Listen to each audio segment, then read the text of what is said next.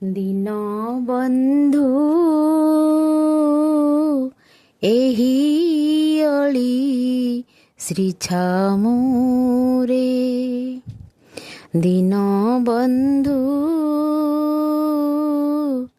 एही अली श्री छामुरे श्रीरंगा चरण सेबारे मो मन श्रीरंगा चरण सेबारे मो मन रही थाऊ निरंतरे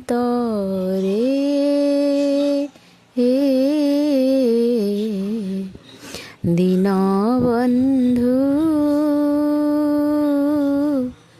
एही अली श्री छामुरे।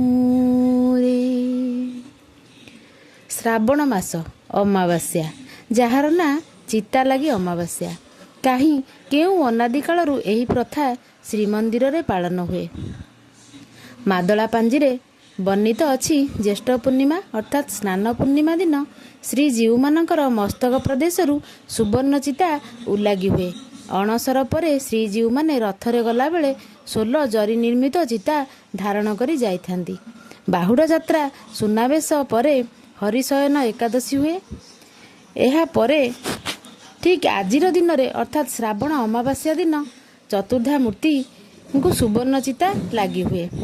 स्वर्ण हीरक खचित चिता श्री जगन्नाथ को, सुवर्ण रे लीला खचित चिता बलभद्र को और सुवर्ण रे माणिक खचित चिता माँ सुभद्रिके को बा तांकर मस्तक बा कपाल रे लगाई दिया हुए।